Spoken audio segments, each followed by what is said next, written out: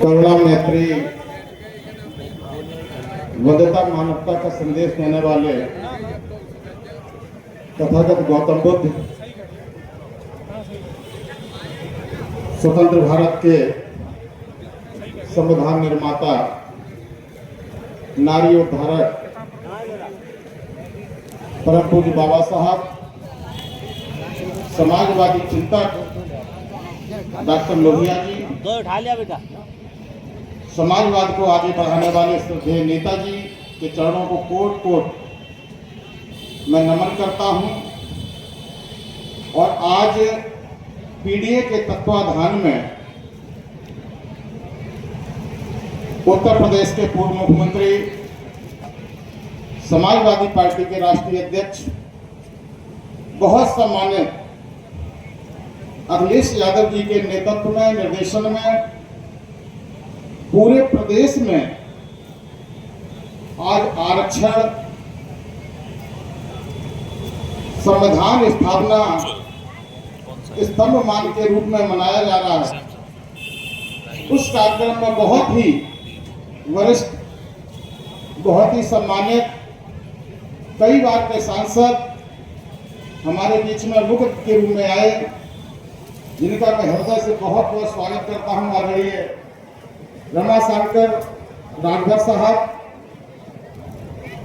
और उनके साथ बैठे, जिनका हमें और इटावा के लोगों को बहुत प्यार और दुलार और स्नेह मिलता, जनपद इटावा के प्रथम नागरिक, जिला पंचायत अध्यक्ष आदरणीय अभिषेक यादव उर्फ जिला पंचायत अध्यक्ष जी, और आज के इस कार्यक्रम की अध्यक्षता कर रहे बहुत ही सम्मानित, और इस कार्यक्रम के लिए उनको मैं बधाई भी देना चाहूंगा कि जिस तरीके से उन्होंने इस कार्यक्रम को सजाया संवारा। आदरणीय प्रदीप शाक्य और बबलू जी अभी हमारे बीच में, आदरणीय चचा मंत्री चले गए हैं, वो भी अभी मंच में थे।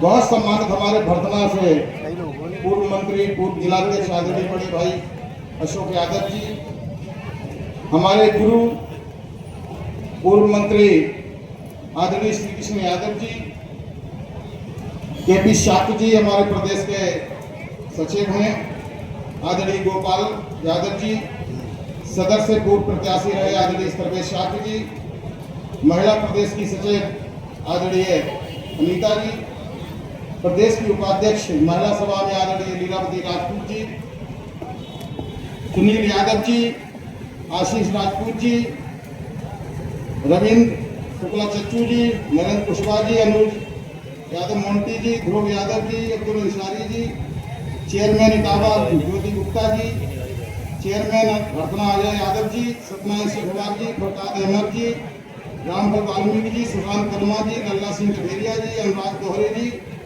सुरेंद्र बाबू जी, कुंती यादव जी, सीमा यादव जी, साथ ही साथ हमारे सभी ब्लॉक के अध्यक्ष, नाम बता दो, सीमा यादव, क्या नाम बताओ, है मालती, नहीं भूलने गए तो अभी तो ले ही रहे ना,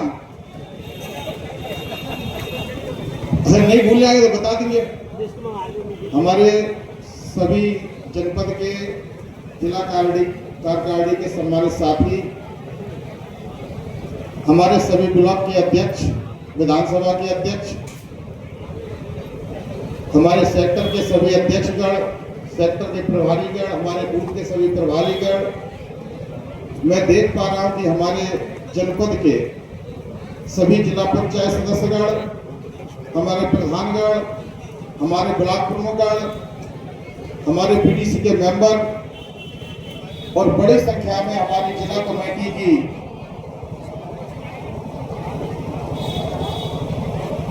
हमारी महिलाएं, हमारी बहनें,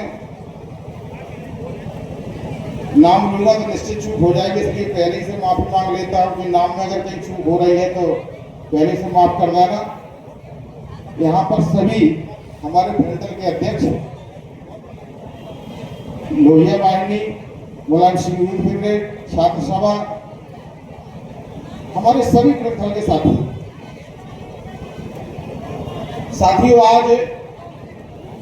आज की ये तारीख,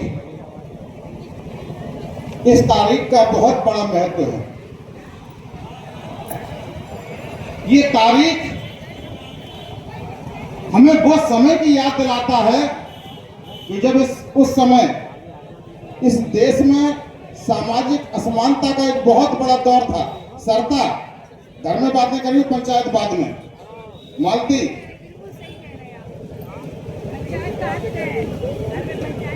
ये सामाजिक क्रांति में उसका नाम लेना चाहूंगा, महात्मा ज्योतिबा राव फुले का, कि जिनका जन्म 11 अप्रैल 1827 को हुआ।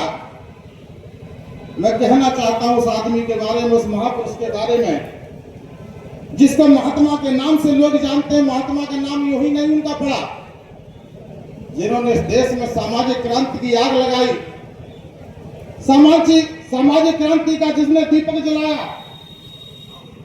और उस वक्त के दौर में जब बहुजनों को पढ़ने लिखने का किसी तरीके का कोई अधिकार नहीं था, उस समय में सामाजिक क्रांति को जला करके, सामाजिक अगुआ बन करके इस देश में एक नया दीपक जलाने का साथियों काम किया।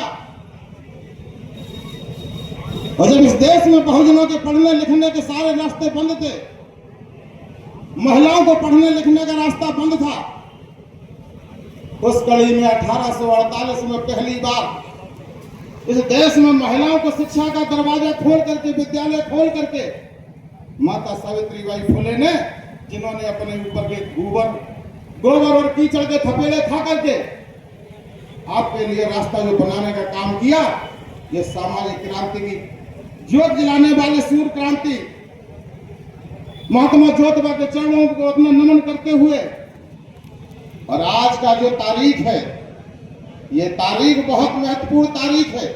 मैं राष्ट्रीय अध्यक्ष जी को भी धन्यवाद कहना चाहूंगा कि एक बार इस पीढ़ी परिवार को इस इतिहास से जोड़ने का काम किया, एक इतिहास को पुनरावृत्ति देने का काम किया, कि जो हम लोग भूल गए थे, इस आरक्षण का महत्व ही भूल गए। लोगों ने समझा कि आरक्षण हमें यूं ही मिल गया, लेकिन ये तारीख 26 जुलाई 1902 महात्मा ज्योतिबा राव फुले से प्रेरणा लेकर छत्रपति साहूजी महाराज, छत्रपति शिवाजी के चौथे वंशज,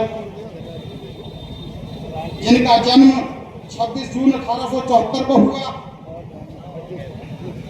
ऐसे व्यक्ति ने महात्मा ज्योतिबा राव फुले से प्रेरणा लेकर के जब उन्होंने राजगद्दी को संभाला, और जब राजगद्दी को संभाला, जब उनके राज तलक की बारी आई, और जब राज तलक की बारी आई, और जब उनके राज तलक की बारी आई, तो राज तलक में भी यहाँ की व्यवस्था ने उनको राज तलक भी नहीं होने दिया।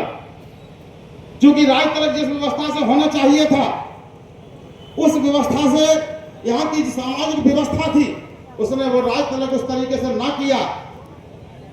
तो छत्रपति साहूजी महाराज ने कह दिया कि तुम्हारी इस सड़ी हुई गली हुई व्यवस्था से मैं अपना राज तलक कराने के लिए बिल्कुल तैयार नहीं। और उन्होंने अपने राज्य में जब उन्होंने देखा कि एक राजा के साथ इस सामाजिक व्यवस्था का इतना अपमान किया जा सकता, तो यहाँ की प्रजा के साथ कितना अपमान होगा, इसलिए उनको कहा जाता है लोकशाही राजा, आरक्षण के जनक छत्रपति साहूजी महाराज। मैं यहाँ से उनको नमन करता हूँ, कोट बार नमन करता हूँ। अगर 26 जुलाई 1902 को अगर उन्होंने आरक्षण की व्यवस्था न की होती इस देश में, तो शायद आज भी हम सदियों से लेकर के और आज भी हम सदियों तक पिछाड़े जाते। ये तो महाराजा छत्रपति साहूजी महाराज की देन है, कि जिसके कारण अगर उन्होंने सामाजिक सुधार न किए होते, तो साथियों आज भी हम लोग पीछे के पीछे खड़े होते, और आज भी हम सिर्फ और सिर्फ आंसू बहाने का काम कर रहे होते। साथियों एक ही काम नहीं, आज के दौर में आज हम सोचते आरक्षण, सोचिए उस राजा की सोच। 26 जुलाई 1902 आज की वो महान तारीख, जब समाज के दबे हुए, समाज के जाति व्यवस्था में पीछे पिछड़े हुए दलित, पीछे, अकालियत के भाई, पिछड़े समाज के लोग, जिनको जन्म के आधार पर जिनका काम तय हो जाता था, और जब जन्म के आधार पर जो लोग काम नहीं करते थे, ऐसे लोगों को चाह करके ना चाह करके भी सामाजिक दंड भुगतना पड़ता था। ऐसी कड़ी में वो महान क्रांतिकारी राजा, महान क्रांति के सामाजिक सुधारक, जहां जिन्होंने क्रांति की एक अलग जगाई, और आपको क्या दिया?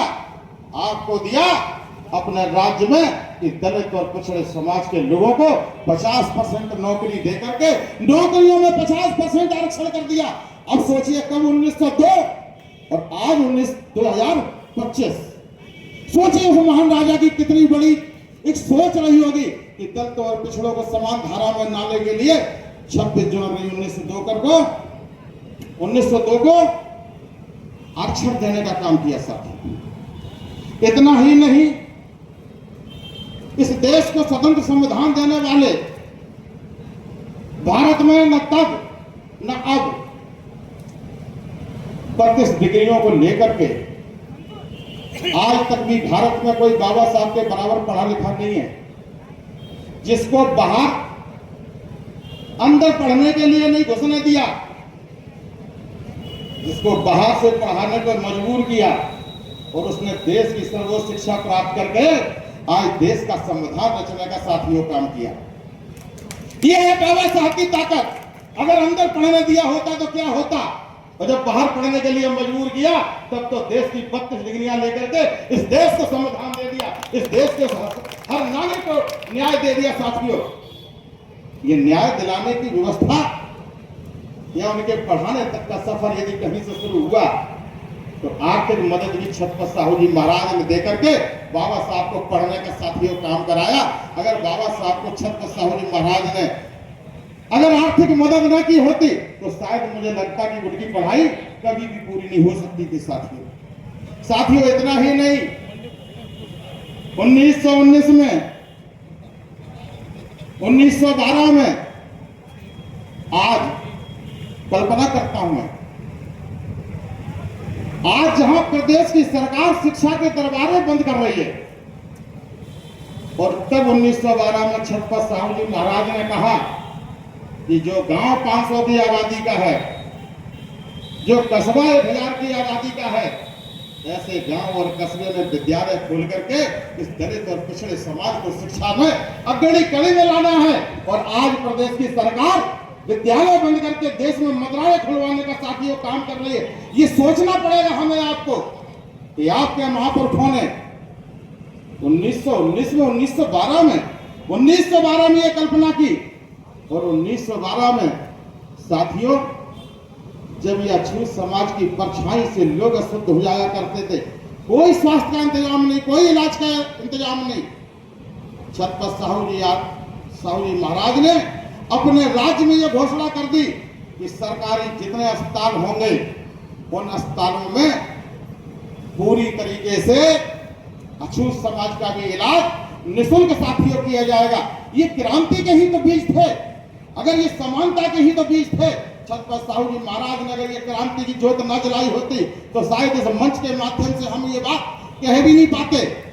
साथियों, इतना ही नहीं, 9 जुलाई 1917 को आप कल्पना करिए, ऐसे छत्रपति साहू जी महाराज 1917 को जो उनके प्रदेश में जो देवालय थे, जो मंदिर थे, उनकी भी आमदनी को राज्य सरकार ने अपने आप में घोषित किया, और घोषित करने के साथ ही उन्होंने ये भी ऐलान किया कि गैर ब्राह्मण मराठा भी जात का पुजारी हो सकता है।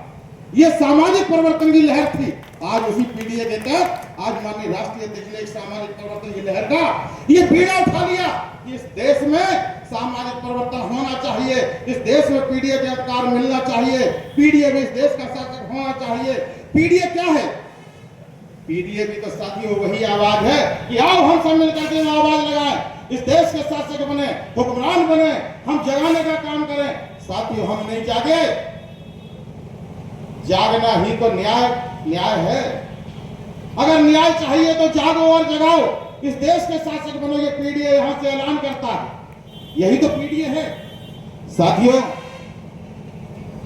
बहुत सारे सामाजिक कल्याणकारी काम किए, जहां विद्यालय में जाति के नाम पर तमाम उत्पीड़न हुआ करता था, यह भी उन्होंने अपने राज्य में घोषणा कर दी कि किसी भी प्रकार से किसी भी विद्यालय में जात के आधार पर कोई भेदभाव नहीं होगा। और ये हमारी जो महिलाएं बैठी हैं, या तो छत्रपति साहू जी महाराज ने इनको अधिकार दिया, या तो छत्रपति साहू जी महाराज ने अधिकार दिया, या फिर आपको स्वतंत्र भारत के संविधान में अधिकार हिंदू कोड बिल के माध्यम से मिला। मिताक्षरा इस देश की महिला को ना तो संपत्ति में अधिकार और ना उत्तराधिकार में कोई अधिकार। छत्रपति साहू जी महाराज ने 1920 में इस देश की महिलाओं को संपत्ति में भी अधिकार दिया और उत्तराधिकार भी बनाने का काम कर दिया। और मौका जब बाबा साहब को मिला तो 1954 में आपके लिए लड़ाई लड़ी, और लड़ाई इतनी लड़ी कि स्वतंत्र भारत में जब हिंदू कोड बिल रखा गया, और हिंदू कोड बिल को जब स्वीकार किया संसद ने, तो प्रथम कानून मंत्री इस देश के संविधान निर्माता परम पूज्य बाबा साहब ने उस पद से इस्तीफा देने का काम कर दिया और कह दिया कि जिस देश के अंदर महिलाओं को आदि आबादी को सम्मान नहीं मिलता, ऐसे कानून में, ऐसे सदन में रहना B.R. अम्बेडकर पसंद नहीं करता, और उन्होंने आपके लिए छोड़ दिया। क्या आपको ये पता है? आपको पता होना चाहिए। इसीलिए मैं बार बार ये धन्यवाद अपने राष्ट्रीय अध्यक्ष समाजवादी पार्टी के राष्ट्रीय अध्यक्ष अखिलेश यादव को देना चाहता हूं कि उन्होंने ऐसा कार्यक्रम लगा करके पूरे प्रदेश को, आज ये पूरे प्रदेश को पता चलेगा कि 26 जुलाई हमारे लिए कितनी महत्वपूर्ण है। ये 26 जुलाई की तारीख हमारे बीच में आमूलचूल परिवर्तन की वो तारीख है कि जब सामाजिक क्रांति की नींव, सामाजिक क्रांति की आधारशिला रखने का कई काम हुआ, तो परम श्रद्धेय छत्रपति साहू जी महाराज ने वो काम कर दिया कि जिसकी बदौलत आज हम आरक्षण जैसा अधिकार पा करके, वोट जैसा अधिकार पा करके, इस देश में पीडीए जैसे अधिकार की हम बात करते हैं, इस देश में हम शासक जैसी बात करते हैं। साथियों, आगे इतना बड़ा आमूलचूल परिवर्तन आज भी कभी कल्पना करिए आप। आज भी हमारी तमाम बहनें हमारी आज भी सोच नहीं पाती हमारे लिए किसने किया।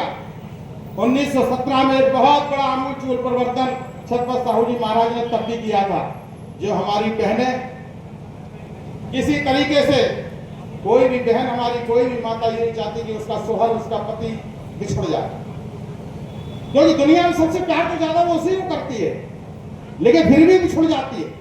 फिर भी हमारे बीच में हमारा पति चला गया, और कैसी सामाजिक व्यवस्था थी, उसको बाल घोंट दिया जाता था, सफेद कपड़े में लिबास में दे दिया जाता था, एक कमरे में जगह दे दी जाती थी, किसी अच्छे संस्कार में नहीं जा सकती थी। लेकिन छत्रपति साहू जी महाराज ने 1917 में ऐसी बहनों को, ऐसी विधवाओं महिलाओं को, उनको भी अधिकार दिया कि नहीं, आप पुनर्विवाह कर सकते हो।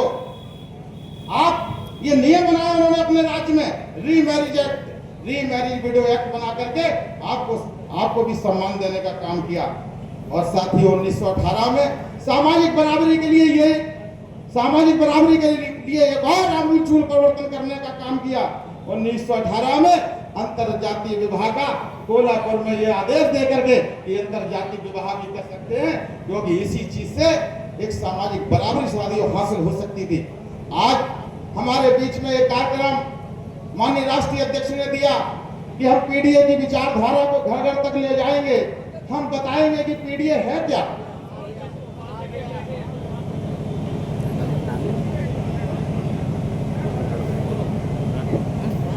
पहले हम आपको सुन लें, शायद कुछ भूल रहा हो तो देख लें। आज हमारे सभी साथियों ने पूरे प्रदेश में पीडीए किया। पीडीए है क्या? पीडीए में संघर्ष है। पीडीए वो संघर्ष है, बहुजनों की मुक्ति का रास्ता है।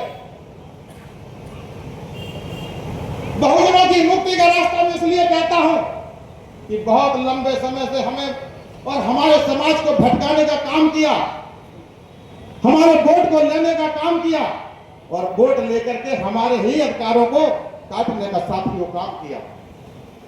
आज न प्रदेश में शिक्षा है, न आज प्रदेश में स्वास्थ्य है, न आज प्रदेश में रोजगार है।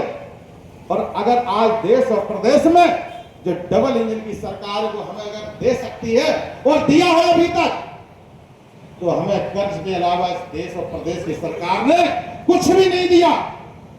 इसलिए आज पीडीओ को जागने की जरूरत है।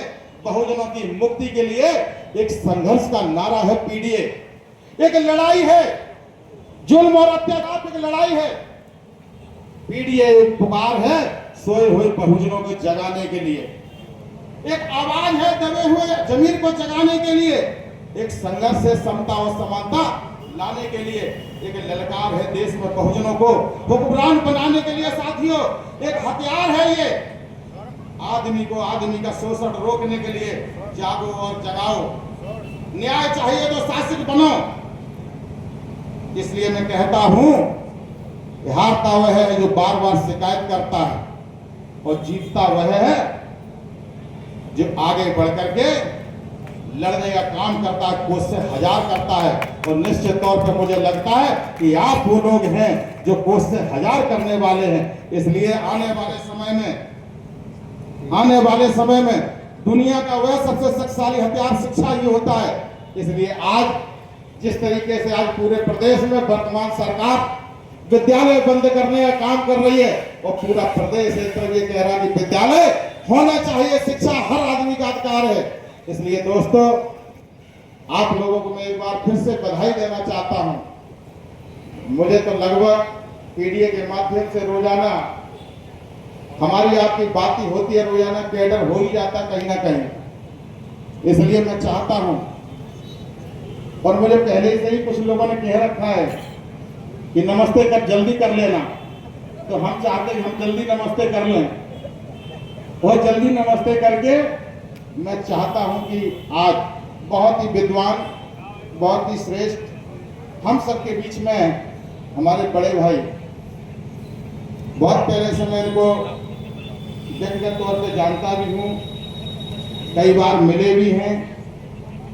इसलिए मैं चाहता हूं कि आज इटावा की धरती पर उनके अनुभव, उनकी विचारधारा, उनका ज्ञान हम सब लोग लें। और ज्ञान लेकर के ही हम केवल सुने नहीं कि केवल कान से सुना, तालियां बजाएं, जय जय के नारे लगाए, उससे काम चलने वाला नहीं है। आज हम लोगों को जो अवसर मिला है, हम सुने, जीवन में उतारे और जीवन में उसको आगे बढ़ाएं। इन्हीं सब बातों के साथ आपका बहुत हृदय से आभार व्यक्त करता हूं। इसलिए आभार करता हूं कि मुझे लग रहा था कि ये प्रकृति शाम को अपना प्रसाद बांट रही थी। इटावा में बहुत मूसलाधार हो रही, तो लग रहा था कि सुबह शायद क्या ना हो जाए। लेकिन आज पीडीए के इस कार्यक्रम में प्रकृति ने भी अपना बढ़ चढ़ के हिस्सेदारी कर दी, एक हमें आभार भी दे दिया, आशीर्वाद दे दिया बाहर के सब बीच में कि देखिए आज कितना बढ़िया, एकदम शानदार मौसम, खुला हुआ मौसम, हमारा कार्यक्रम आप लोगों ने आकर के सफल बनाया। इसके लिए बहुत बहुत आपको आभारी, बहुत बहुत धन्यवाद। सभी को जय भीम, जय भारत, नमो बुद्धाय, जय समाजवाद, धन्यवाद।